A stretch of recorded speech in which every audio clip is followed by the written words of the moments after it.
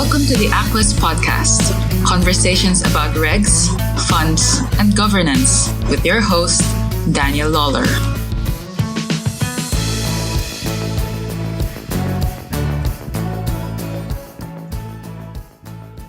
Hi, and welcome along to the Aquest podcast. Thanks very much for listening. It's great to have you along. In this episode of the Aquest podcast, myself and Shannon are joined by Jennifer Cahill, who is the founding partner of Savvi Recruitment Consultants. And Savvi is a recruitment consulting firm that specializes on the financial services industry, trying to help them identify and recruit the best talent that they can. So I thought it'd be great to have Jen along for a podcast because in this time where there's so much uncertainty, I thought it would be really interesting to understand how firms are viewing not just recruitment, but also management of staff and staff who are transitioning from one role to another or one firm to another. So how a firm is going about doing that at the moment, what's the good practices and what are the bad practices, which unfortunately we have seen a bit of. In addition to chatting about recruitment from a firm's perspective, we're also very interested in how individuals view this, whether individuals are likely to proceed to move at this time or whether they want to stay put and be glad of the jobs that they have. On top of that, we talk a bit about what the future holds, how long we might be in this situation, how you do induction and onboarding for individuals when you've never actually met them in person and you're simply sending them their laptop by post. And actually, that's working pretty well where that onboarding is taking place virtually. So some really interesting insights from Jen about all of that. And of course, we chat a bit about COVID-19 living and what it's like to be in lockdown in wonderful County Cavan. So for insights and all of that, keep listening to this episode of the Aquest podcast with Jennifer Cahill of Savvi Recruitment Consultants. Hey, Jen. Hey, how's it going, guys?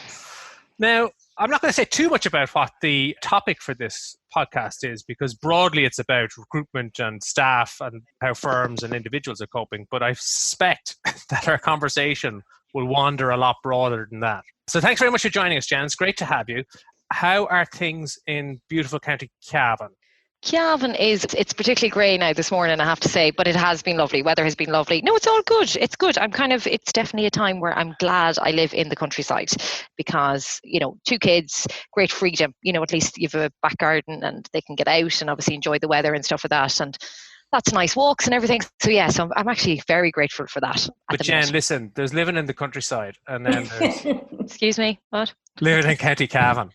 Cavan has lots to offer people. We're a border county, so we were in the news there recently about our number of cases and stuff like that. But no, we're all good. No, Cavan is a great county now. Overlooked in many cases now. You're a Meath man. What are you talking about? Easy. My mother is from Baileyborough in County Cavan, so I've had many visits to County Cavan. And that's the reason I liked you, Danny. There was something there about you. This is your Cavan blood. Shannon, this is your opportunity to tell your Cavan man joke.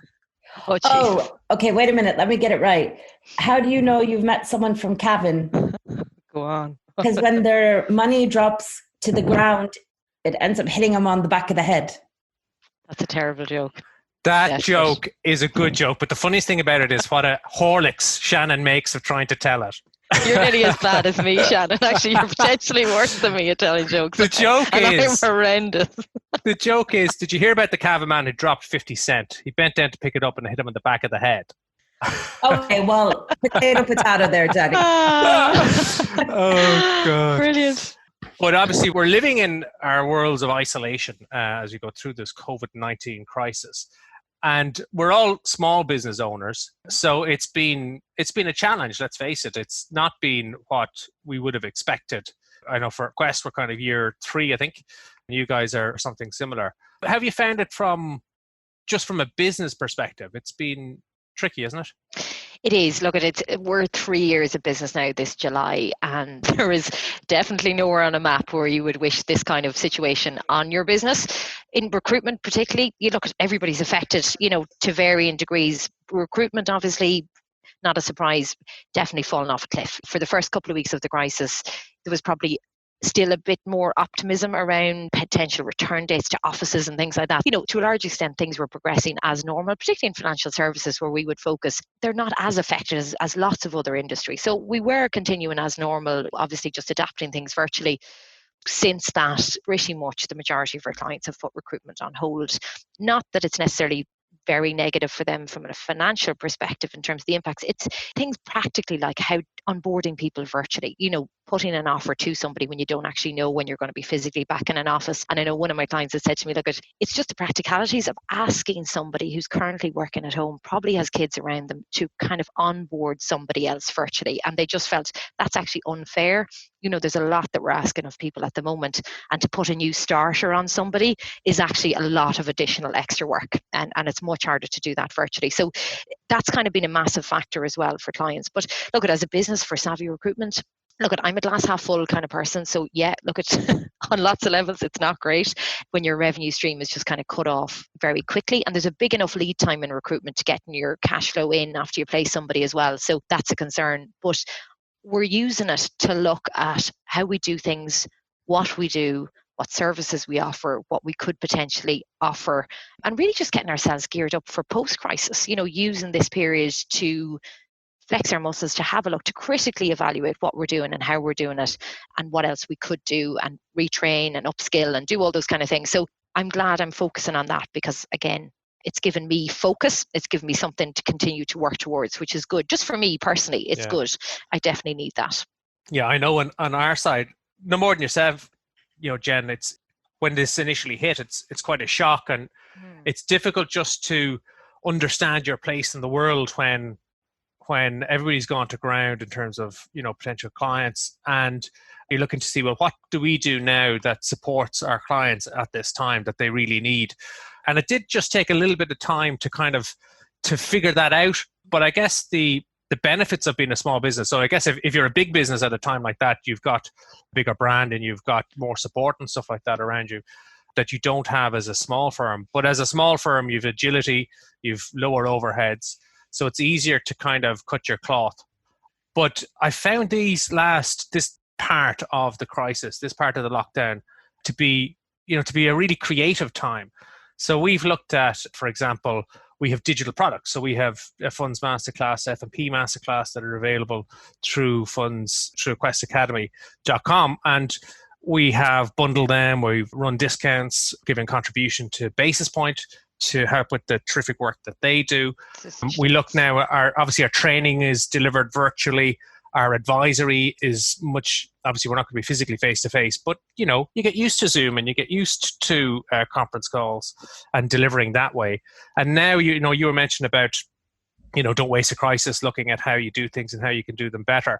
One of the things we're also doing now, and it's kind of only come as a result of the crisis, is COVID-19 health check, where we work with the firm just to kind of take a temperature check on what they've done in terms of governance, for example, in terms of compliance, cyber. And also part of that is, well, how have you changed your operations and what have you done that's worked well? So let's just start thinking about taking them as those improvements to be something you want to embed long-term in your business and make the most of it, So I think being a small firm, you do have that agility. And once you get over that initial shock, you can be creative and pivot.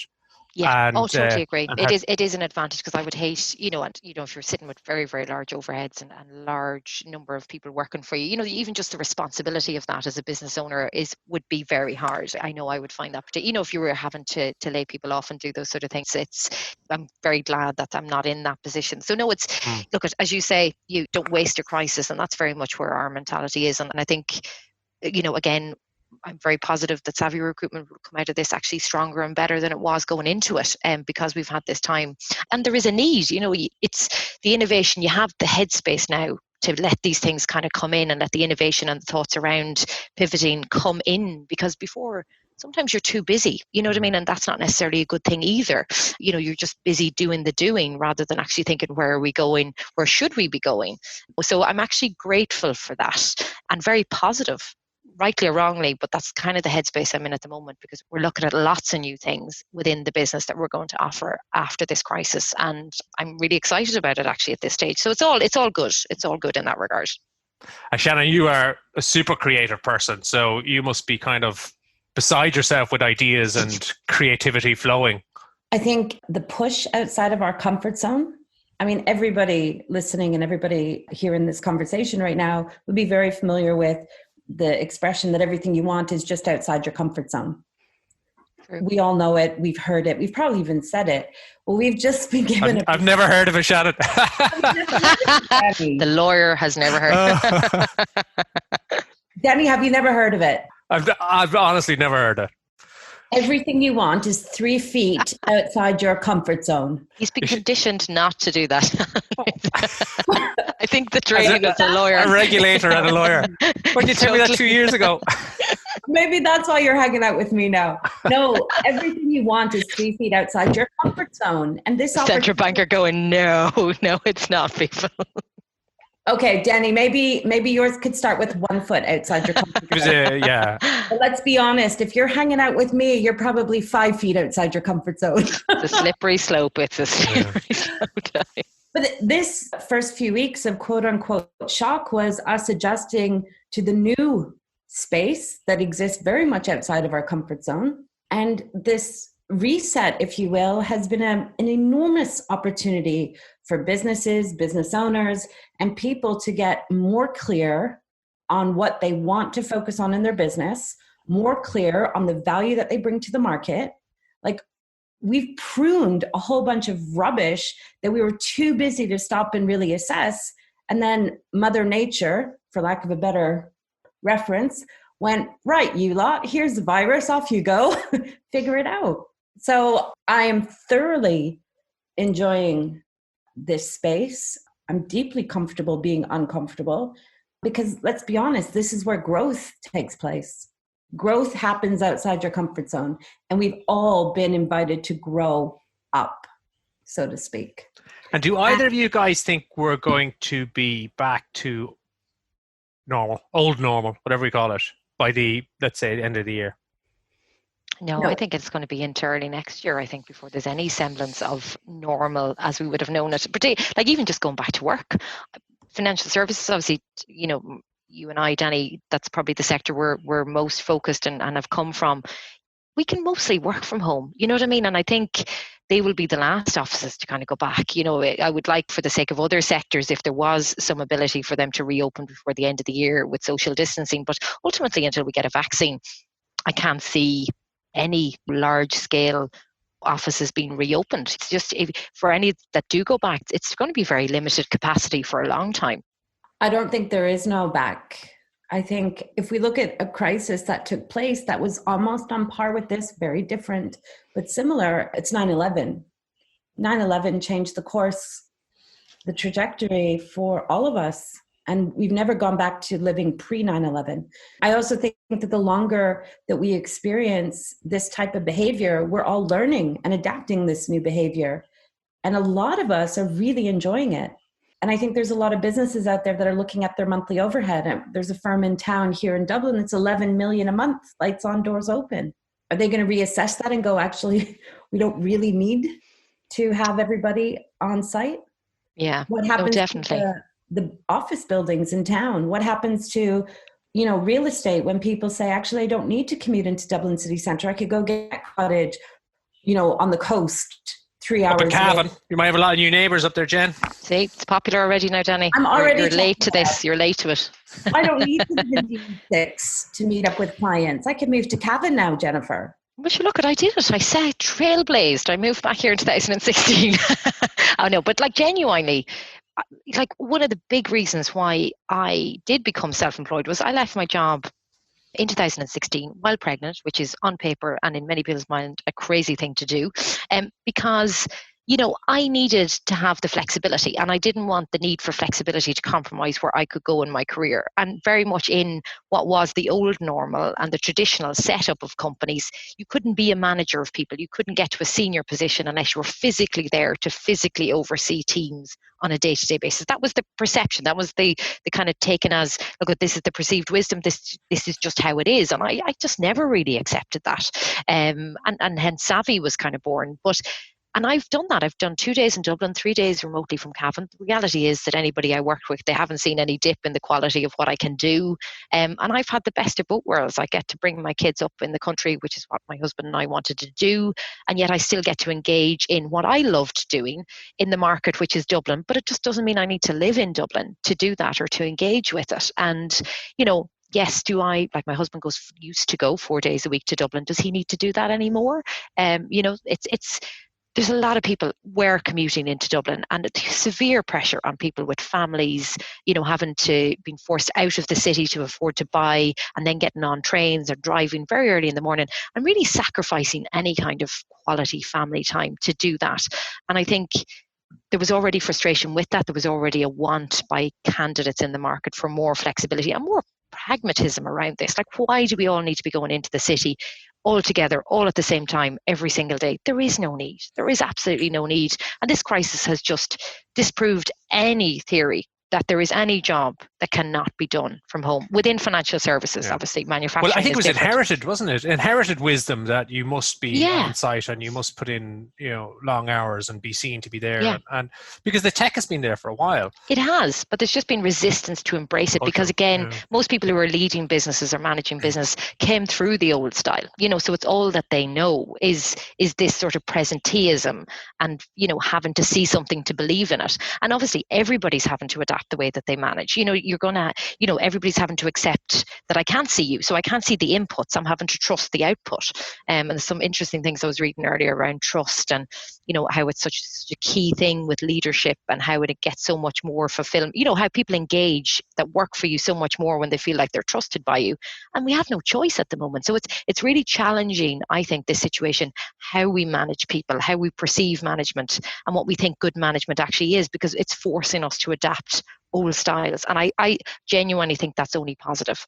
And I hope it does have a lasting impact in how we think you have to work and the pattern and the rhythm of what that has to look like. Well, that's a nice segue into chatting about recruitment then, and how recruitment is working at this time. How are things from a firm's perspective? You mentioned kind of a hesitancy on behalf of firms to recruit because of the idea of how would they do an induction and onboarding for somebody in this kind of work environment, which is fair enough. But beyond that, are firms kind of in the space where if they had plans to recruit, they've ditched them or they paused them, they're going to go back to them, they're going back to them?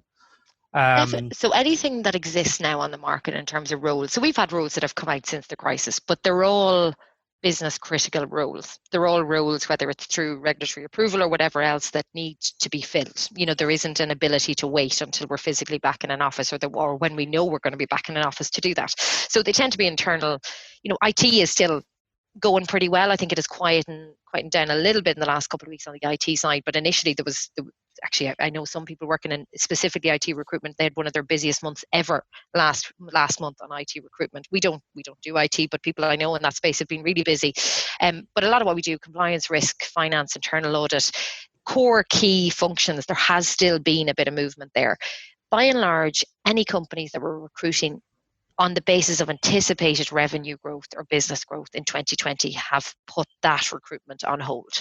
It is very much the focus, and understandably, around maintain what you have, look after what you have, and wait and see. Because the reality is, I think a lot of firms have been, probably running the numbers and kind of, sort of seeing where the forbearance is, what the level of forbearance is in terms of dips in revenue in 2020, as opposed to what most companies would have anticipated growth. And obviously economically we would have predicted growth this year, and that's not going to happen. So it is about batten down the hatches, protect what you have. Recruitment is literally whatever is business critical. And I can't see that changing for the rest of 2020. And where there is business critical recruitment, and we're going to be working from home for the next number of months, how are firms approaching then the challenge of onboarding and induction? Yeah, so obviously there was a lot of clients that had signed contracts and people were serving out notice and due to start immediately after the start of this crisis and during it. So we've had that experience with a number of clients. It's not ideal, but they've been literally delivering a laptop to their front door, say the Friday before the Monday that they're due to start. If there's any other technology or setup or hardware that they need, clients have been really, really good actually. And to be fair to the internal HR departments, it was tough going for the first few weeks, just trying to figure all that out. So they'll physically deliver the hardware that they need.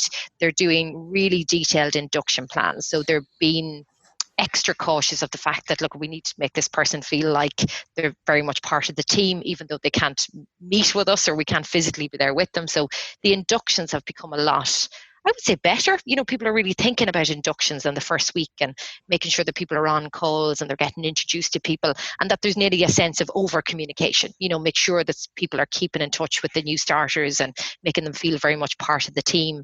And we've had a number of people in that situation, and they've been hugely complimentary about the clients and just the quality of the induction and the effort that everybody has made to make them feel part of the team, because everybody accepts that it's not ideal and it is very much making the best out of it. But yeah, I think, it is really up the ante on the quality of the induction, but it has taken a huge amount of effort. But look, people have done it from an interview perspective. Interviews are now over video conferencing. It's all virtual. Everybody's getting used to Zoom and every other technology that's out there. Some clients, obviously, ideally you'd meet people in person, but that's not going to be possible. So they're running entire interview processes virtually, so via video conference. The question there is either from the client or the candidate perspective in terms of whether you would make a decision solely on a virtual engagement, in terms of being able to properly feel like you got a sense for somebody, or you got a sense for the culture of the place, or, how you'd work there. I think that's the question mark. And we have processes ongoing at the moment, but that's just in my head. I'm kind of thinking, okay, when you get to that point where somebody's going, we want to offer that individual the job, how comfortable would the individual feel in that? What about the candidates? What is, where's their headset at? Are they, I'm curious about the candidates who are working inside of a firm that were potentially involved in a job interview, and how has this changed them? And then candidates who are now unemployed and looking for a role, has their mindset shifted? Are they more keen to get a job, or they want to take their time and find the right one? So it has definitely changed. So I started in recruitment in 2011, so kind of in the depths of the last crisis, and I saw then there were roles, but the biggest challenge was the attitude of candidates in the market, and a real nervousness around better the devil you know, and I have a guaranteed wage and a salary, and there's a probationary period with this new job, and sure, last in, first out kind of thing. I'm seeing a little bit of that, and definitely nowhere near the last crisis, but I would say it's kind of 50-50, Shannon, to be honest, in terms of people who I've rang since this crisis started about new roles that I have. They've come out since the crisis, so there is no issue on the client side about not being solvent or not being confident about business performance and the ability to hire this role. Again, a lot of what I do is in risk and compliance, so they tend to be more risk averse anyway. So this is not a good time. You know what I mean? Yeah. They tend to be a little bit more reluctant. It really, really varies. I think the big factors that impact somebody's appetite to want to move. So say they were actively looking to move before the crisis. In about 50% of cases, that has changed, and they're kind of going, do you know what? There's a lot of uncertainty right now, and I don't think uncertainty is a good time for me to look to move jobs, because my CEO in a lot of firms have come out and they've guaranteed that there'll be no layoffs, there'll be no pay cuts for 2020. So at least I feel comfortable now I'm guaranteed a wage for 2020. And that I've heard that quite a bit actually in the last few weeks, particularly more in the last couple of weeks rather than at the beginning of the crisis. Are you hearing any mumblings or any conversations going on about firms who are making choices right now in the light of COVID-19 that they may come to regret next year when this settles down and people have a chance to reflect on how businesses have handled themselves inside of a crisis? I ask because I've definitely heard my peers in the industry who have been treated, quote unquote, by firms that are now vultures. And just thinking, the industry is going to not have a short-term memory on this. We are going to remember next year how firms have behaved. Are you hearing anything like that or seeing anything? Yeah, no, genuinely we have. And to be honest, so one example is, and it hasn't just been it's been a couple of places that we've been aware of that they haven't honoured contracts. So for example, somebody was due to start during this crisis. They were serving out notice. They'd handed in their notice in their current employer. They're currently serving out their notice, and they just got called out of the blue to say, look, we won't be starting you on, say, the 1st of May. like we were meant to. And, I know it's tough and I know you'd handed in your notice, but it is what it is, and unusual times, blah, blah, blah. I'm sure you understand. And, we'll come back to you at some future date. That obviously left a lot of people between a rock and a hard place, because now you're in a position where you've handed in your notice somewhere.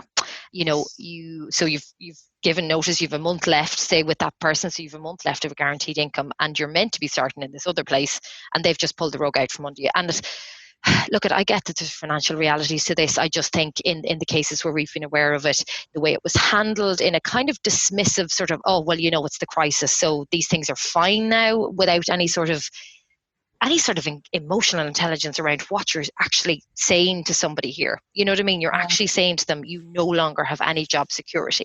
We are taking that away from you. And we're not even doing it on a phase basis. We're not even going, look at, can we work with you? It's just, this was the decision that was taken.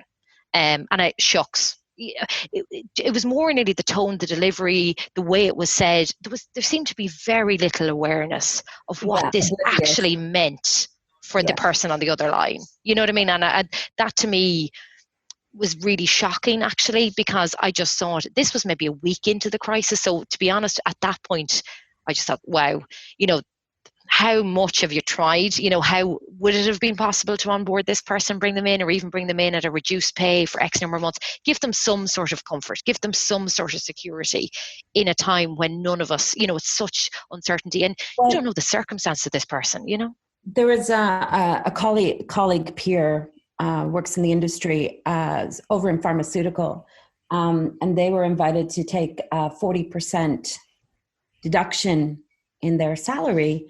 And it was presented as a choice, but there was a lot of pressure to take it, only to find out a few weeks later that they would now be made redundant on the lower salary. Oh, God. Can they do that? I don't know the ins and outs of the legalities of it, but even if they can't do it and it goes back and gets rectified, it just, people are going to remember next year how these businesses played their hand of cards. Yeah. So, totally. It'll last. How you show up in a crisis is the only thing that matters. Marketing campaigns or anything else that you've invested in. There's no point. Yeah, there's no point. You can save your money on the marketing campaigns and actually just do the right thing now. And sometimes it's not necessarily the complex or difficult things. It's actually even the delivery, putting an arm around somebody and going, look at what we're doing here. There are difficult things going on around us in lots of different sectors, and it's not that we should all be totally immune and pretend like nothing is happening, but there is an art in terms of how you do that. You know what I mean? And just been a little bit more humane about that, because I think in those firms, the ones that we're aware of where this has happened, there was an arrogance to go, look, we'll be back to you, when we know we're going to be back in the office, and then we'll start you at that point. And I just thought, are they for real? Did they actually think that this person and these individuals are actually ever going to go and work for this company? Like, that was nearly the biggest shock to me, that was, the tone was chipper, and it was like, so look, we'll be back to you and we know we're going to be back in the office. And you're thinking, are you out of your mind? Like, there isn't. And they're going to tell everybody they know what you have done. Everybody. Well, that's the point, Jen, because it's a small world. It's a small town, and Dublin is minute. It is. But even across the country, how firms have reacted to the crisis, and particularly how they have treated their people, will be remembered. Yeah. It will be remembered, and if it's today, there's not an awful lot of choice. Probably there's not much you can do about it. But some firms will have, I'm sure all firms have got very glossy brochures about what their values are, and what's important to them and how they treat people and this kind of stuff. The crisis will tell you what their real values are and how they really treat people. And I think if you mistreat people, everybody's going to know, because it is a small world. And if they've said your health and the health of yourself and your family is the most important thing, so we're going to quickly move to work from home, we're going to facilitate you be flexible because you got kids at home, or whatever it is, we're going to, even if we have to implement pay cuts, we'll be transparent and say this is, but at least we're going to continue with the job and try and get back up to the regular level as soon as we can. Yeah. But if it is the opposite, we don't trust you to work from home, so we want you to come into the office until there is no option, or like you described there, where you've committed to take somebody on and you just let them go as if it's no big deal. When this settles down, people will not want to be in those firms. No, they won't, because again, it's just, you might as well take out a placard and say that this is what we're about, because that's the only thing that matters. It's the only thing that matters at any point. But right now, it's the only thing. I totally agree how it looks on face value. And I think there's merit in saying that is the reputation that the market's going to take away as they consider that particular firm. And then the flip side to that is that was probably a HR manager or an individual job title who it's just oblivious to the impact of their actions and their words, who have probably meant well, but have never been in this situation before, didn't necessarily have the wherewithal to consider the other person's situation and the impact. And so therefore is obliviously gone about their day, causing all this upset and upheaval, and they don't even know that happened.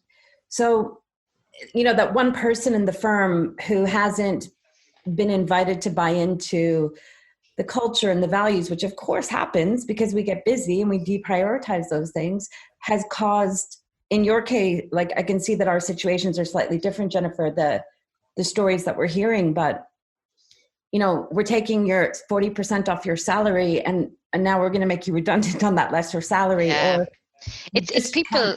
It's people, and it's kind of like, Danny, you've always said this in terms of how you work, about whether the difference between can you do something versus should you do something. And in the case of not honoring contracts, it was like, oh no, there is a loophole in the contract. But it's like, okay, so in that instance, legally you're saying you can do this, but really should you do it? You know what I mean? And I think for me, now is one of those times. COVID-19 and this crisis is one of those times where there is lots of opportunity for individuals and firms to do things that they can do, whether it's legally or whatever, but should you do it? You know what I mean? Should you do it is the question. And if you are going to do it, what are the impacts going to be? And are you really, really considering those? And people will see people who are just taking advantage of a crisis, versus those that are genuinely, and there are companies out there that are genuinely financially very negatively impacted by this crisis. And I don't want to be blasé about that. But again, it's the delivery, it's the transparency, it's, it's been seen to try to work with people and say, look, we're doing the best that we can here, so again, and maybe there should be more government support, because obviously the wage subsidy doesn't cover people that haven't been in businesses. So again, the government have let those people down because they're probably just a cohort of people that weren't considered, that are serving out their notice, were due to start somewhere else, and that new employer has not honoured that contract, and they're not entitled. So there should maybe have been an incentive for firms that needed it to encourage them to be able to continue to bring on those new people. So it left a really bad taste. In our mouth, I have to say. Let's wrap this bit up by saying, what is the cost of a firm taking that approach? Well, they might save a few quid today, but let's think, and even Shannon, you said it might be an individual in a HR department or in a department that's kind of removed and has just flippantly said this and not had a thought about the impact. But think about the impact on the reputation and brand of that firm as a result of that action. Even if it's by one individual and it's isolated, it's incredibly damaging. And the cost for that firm into the future is recruitment agents, those who are, if I ask your opinion, should I go to this firm? You'll say, well, during the crisis, this is what they did. And the only way I'm going to go to that firm is if I have no option, or they get the checkbook out and they pay me way more than what another firm would pay me. Yeah. And so this comes back, and, if you want to talk about the bottom line, it does come back to the bottom line, because you're going to pay more in the future to recruit people because of how you've treated them now. Totally. And I think there is a short-termist view there, and if the cash flow is there right now to be able to bring these people on and try and negotiate even short-term pay cut, sort of, but you're actually giving them their job. You know what I mean? You're honouring that. You're giving them the security of knowing that they have a job and you have them. And I do think that's an obligation on employers. If you're going into any market and you're recruiting and you're putting yourself out there, nobody could have anticipated this. But look at the response, look at the community response of individuals across this country. Look at what people are doing that they would never have envisaged they could have done or would have done. And I think that's where it just reflects even worse, because you're thinking, do you know what? There are people out there on a very small and sometimes a very big scale in every community around this country that are doing things today in this crisis that they are stretching themselves to do because it's in the greater good. And look, I don't want to get it that this sounds really fluffy and not realistic, but ultimately I don't see in those instances that the companies have really ever tried to go over and above, because it's a time to go over and above. Okay, it's not a time to distill down and go, what is the absolute minimum that we can get away with doing? Like, nobody else in our country right now on an individual basis is thinking like that. Absolutely. And I said it's not that firms haven't been financially hit by it. Of course they have, and you recognize that, but I think that you're right. There needs to be a sensitivity around it and an honesty and a transparency, but not just chucking somebody out. Yeah. But can I just say that has been the minority, I have to say. Like the rest of, in terms of clients that we're working with and everything have been superb, have been really, really excellent. And in terms of understanding that challenge with kids at home and everything else, have been really, really good at that. And it's great. And I suppose for us, it's always been a really important factor for us in terms of who we work with, that they just, that they're just honourable people, they're honourable companies and they do the right thing and they treat their people right. And that's why they are successful, because that's what they've been doing for a long time now. And it will continue to stand to those companies. And it's even more important now, and they'll earn even more in the long term, because that's always just who they were. But now it's just showing up for them. You know what I mean? And it's showing them up in a much better light. If you start looking 6 months out, as I'm sure you are, I saw your article that you did with DMS on how they're recruiting. Yes. That was a few weeks ago, Jennifer. But I thought, one, fair play to them for turning it around on a dime. And two, what a really good process to have in place at a moment's notice. So that's happened. No doubt that's happened with quite a few of your firms. But as you look out 6 months from now, even 12 months from now, what are the trends that you're seeing as a direct result of COVID-19 in recruitment? In terms of recruitment, so I think without doubt, the flexibility and the remote working are going to be very much part of the new normal. It's just inevitable. Can you say that's going to be king? Yeah.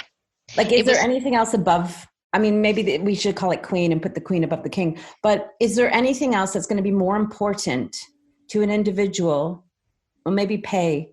So maybe it's tied for first place. But seriously, Jennifer, flexibility in the role has always been something that people found important and nice to have.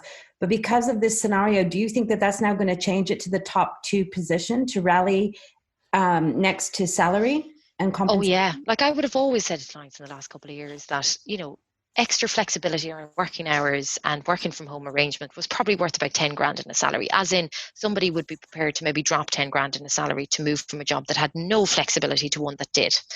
So I had always said, look, this is a cost saving. Don't look at this in a kind of nice to have, wouldn't that be? This is actually commercially a good decision for you to make as an organization. Would you say that numbers change now as a result of COVID-19, where the whole world now knows that we can be flexible? Has that 10K gone to 20K? Potentially. Like, I think what it's done is there are probably a lot of people that thought that genuinely their role, they hadn't asked for flexibility because they genuinely thought, look, there's no possibility. I run a team, for example. I need to be in the office to see them. I have a little bit of flexibility, but that's probably as much as I could actually, there's a lot of people who would have not asked for things that they thought just were impractical or would have caused a bit of hassle but now I think if you're in that situation and you've had to do all those things remotely, I think it creates more awareness in people who weren't maybe aware to the degree to which they could work fully remotely. I don't think it's going to take away the need for people to want that engagement, to be in office places, to work collaboratively with people. Like, we're social beings. Like, the majority of us want to have that kind of engagement, but do we need to have that on a 5-day week basis? No. So I think, I don't necessarily know if it's the number in terms of salary. I think it's going to create massive awareness among everybody about the extent and the fact that you can do your job remotely. So when you come back into the new normal, you're going to be asking for things and now not thinking of them as a big ask, because it's proven that you can do it and it can be done. And when it's about will, like, this whole crisis there was a will because it had to be done. So where there's a will, there's a way, and that stands true very much in this case. And when people go back into offices, they're going to be like, well, it can be done. So, and it worked very well, and I was well able to manage my team remotely because I had to, and we enabled me and everybody else with the technology to make sure that that happened. And look at our productivity was up, our productivity was exactly the same. So it's just going to create that awareness, and I think because of that, more and more people, and we see the benefits in terms of just life and balance and lack of commuting and all those things that drain the quality of your life. I was talking to a CEO in the food retail industry about a week ago, and a CEO, let's say 300 staff. The number one thing that he's taken away from this experience is that he's now been able to start running in the morning, and he's dropped 4 stone. Oh my God. First of all, men have it far easier weight loss than women. And second of all, fair play to him. But I think the CEOs are also going to experience this change personally, see how it affects their relationship with their children, makes them more productive without the 2 or 3 hour a day commute. And that's going to trickle down. So those are the things that are going on. And actually, just to add, I think that people in a lot of instances didn't ask for flexibility because they perceived that asking for it was sort of saying, like, I'm not fully bought in. You know what I mean? That it was somehow only maybe people with young kids, maybe predominantly women who asked for it. You know, I need a 3-day week, a 4-day week, I need 3 days or 2 days working from home. It was nearly, not that anybody would necessarily maybe say that out, but asking for flexibility, needing remote working arrangements was nearly gone, oh, okay, this is not somebody driving on in this organization or wants to get to like a leadership position or whatever. You know, there was nearly like an eye roll, you know what I mean? So I think for me, that I think would be brilliant. You know, if people asking for flexibility, and particularly men, let's call it as it is, men in leadership roles going back into their organizations after all of this and going, do you know what? Yeah, do you want to spend more time with my kids? Don't want to be spending so much time sitting on the M50 or commuting. I was a better leader. I had more headspace. It made me a better person and a better person at my job. And yeah, I want to work 2 days a week. Depends, Jen, on whether they want to spend more time with you. See, now, Danny, yeah. What are I'm aware of time now. So the trends that you're seeing over the next 6 to 12 months, definitely flexibility. Definitely flexibility. There's going to be a lot more agile sort of interim solutions. So again, this wasn't something in terms of a Dublin market that we had a very active base. In IT skills, yes, but in terms of want somebody on a day rate for 6 months, you know, particularly around maybe change management, maybe you just need somebody in from a compliance and risk perspective to help out, or finance. So we're already hearing that from clients, that they already predict it gives a crisis, shows you the need for flexibility, you know, and particularly in terms of costs and fixed costs. So we do think that's definitely going to be one thing that is going to increase the need, and therefore, because there's already an appetite for the supply side, there's already an appetite there for lots of seasoned professionals to actually, I only want to work 3 days a week. You know what I mean? I've been there, done that. I still have maybe 10 years to go until I retire. And I can support a CFO 3 days a week, or, you know, instead of getting in maybe the consulting firms, that there's going to be this market now of expertise that exists and that you can tap into as an organization on a short-term basis. And I think that could be a great thing in terms of just enriching that insight into organizations. Flexibility, agility, creative problem solving. Yeah, and tech savvy. So everybody now, whether we were always tech savvy or otherwise, you know, a lot of clients have said to us, God, it really shows, you know, that the importance of people being able to just what some people may think is simple in terms of Zoom and video conferencing and, you know, organizing webinars online and, you know, doing all that sort of stuff, but also the ability to remote manage well. And that is something that everybody is struggling with and having to adapt with. And some people's personalities maybe, or management style, naturally lends well to that.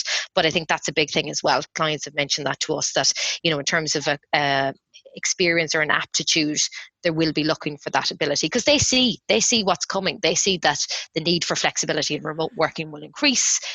It commercially, as you said, Shannon, will save a lot of fixed costs in terms of office space and other things. So again, commercially, that would make sense that we buy into that. But in order for that to continue to work well, or to work well in the first place, we're going to need good managers who can manage remotely and that can do that in a very, very effective way.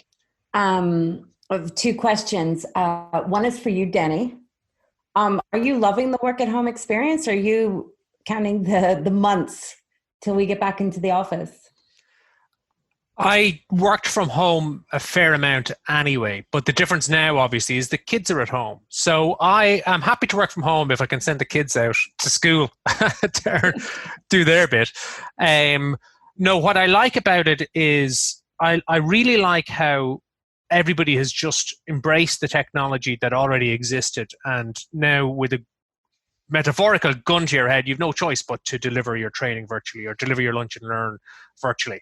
I think about the amount of travel I used to do in previous job, and I think about the the impact on the environment, genuinely about the carbon footprint of travels to Paris every other week, and as a result of all of this, really that level of travel isn't necessary. You can do more of that virtually. So we're going to see more of that. I agree. I don't think we're going back. And we talked a lot about the flexibility that individuals want. But firms are going to look at this in the bottom line, and they're going to say, well, if I could have half this office space that I have at the moment, and maybe I don't need as much support staff, I can focus more on rainmakers. And, I don't think that the drive to more flexibility and remote working is going to be all by individuals. I think firms are going to push this as well, because why wouldn't they?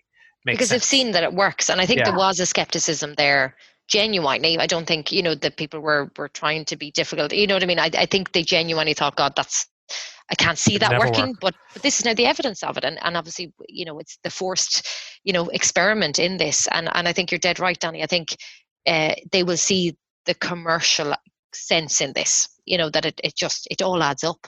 Money talks and bullshit walks. The other thing, I feel a podcast coming up on remote management well. How to do remote management well. So just put that into there you go. Creative. I told you it's creative time. We're going to do a podcast on Shannon. Yeah, and we're working a lot on that actually in Savvi. Yeah. Just in terms of trying to, because it is a struggle. You know what I mean? And his name is Mark Fritz, and he's a Yankee that lives over in the UK, and he specializes in remote working, so managing across distance. And great guy, lots of experience, professor, teaches it at uni. So maybe we'll invite him back, and maybe Jennifer, you'll join us, and it'll be a great discussion. Super. Yeah, we'd love that. On what's happening now in the recruitment and people space. I don't have any other questions. Danny, you? No, I think it's time to wrap up.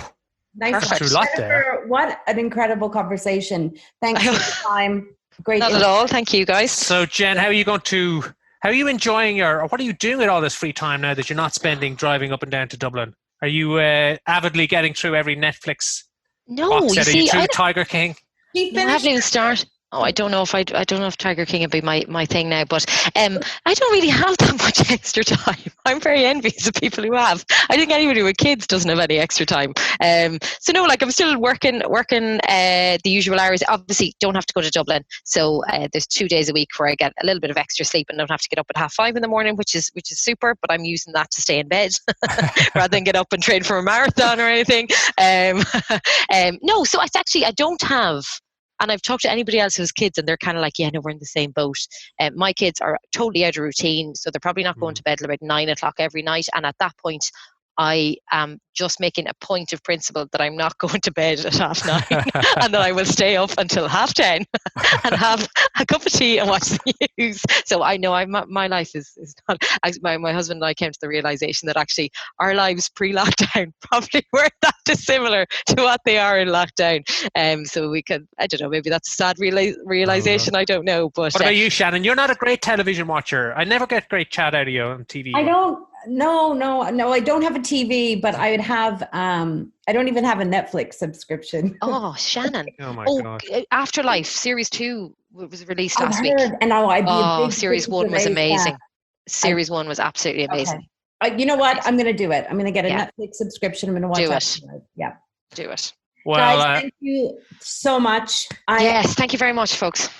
Wrap it up there, Shannon. I want to just say our next podcast will be with Andrew Tijali, who is a partner in Philip Lee Solicitors, also a great guy who happens to know an awful lot about crypto exchanges, blockchain, and all of those things. So I'm looking forward to chatting to him about how Bitcoin is performing in these markets, whether it's the buzz that was around it still exists and what kind of place it might have in the world. So that podcast will drop next week, I guess. Jen, thanks so much for your time. Really loved having you on the podcast. Great to have you. Shannon, Danny, as always. It's always a pleasure. Always a pleasure, man. Thank you. Okay. Finally, I want to wrap up with a couple of shout outs. The first is to Basis Point and to all of the contributors to Basis Point and everybody who's putting up LinkedIn posts and highlighting the work that those guys are doing. You talked a little bit there, Jen, about the community rallying around. In the financial service industry, let's face it, we're fortunate that we're not impacted by job losses in the way and furlough in the way that other sectors are. Yeah. Runs a firm that supplies bars and restaurants and coffee shops, and it's tough, So I think our bit to do as a community is to support something like Basis Point and see if we can't help out where we can. And check out basispoint.com, see how you can help. And finally, shout out to my loved one, who I think, Shannon, a couple of episodes ago, we mentioned I had somebody who was going toe-to-toe with COVID-19. It was a tough battle, but he's finally out of ICU. So shout out to Uncle Donal. Oh, sorry to hear that, Danny. God, I'm glad he's all right. That's awful. He's just got to eat now, fatten himself up, put a bit of weight back on, get the strength back, but he's doing good. So shout out to Uncle Donal. He was planning Camino this summer, but that's on hold for various reasons. But what I want to do is play out with a song by Rosie Lawler called Camino to inspire Uncle Donal on his Camino trek, hopefully next year, and everybody else who's had to put their plans on hold as a result of what we're going through at the moment. Just remember, it's not going to last forever. We'll get out the other side. So take care, stay safe. We'll catch you next time on the Aquest podcast.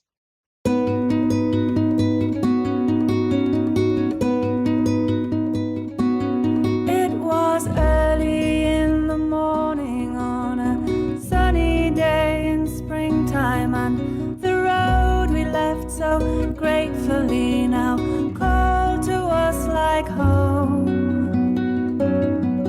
We filled a bag with bread and cheese, reassured our feet, then let the shadows of the leaves dance with our own.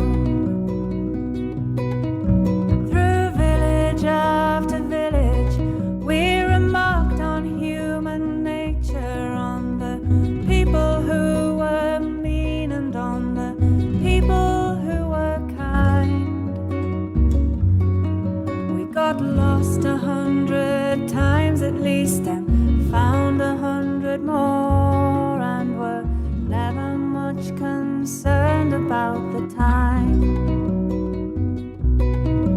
When midday came, we chanced upon the perfect place to picnic, the shade of a big oak tree by an old church on a hill.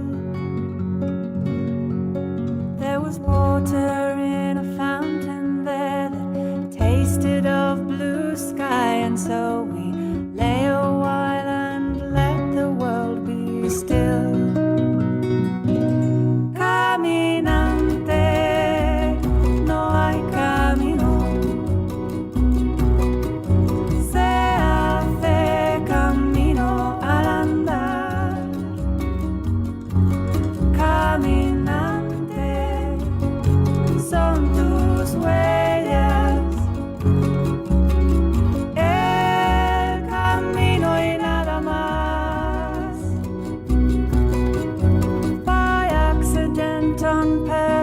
I fell far behind my friends. I wanted just to listen to the silence and the sounds of trees and birds and traffic and voices down a lane, and the rhythm of my footsteps on the ground. With sunset came a chorus of "Do you think we're nearly there yet?" Guessing at kilometers, translating into miles. Maybe just around this corner, or just around the next, we'll scream for joy to see our welcome sign.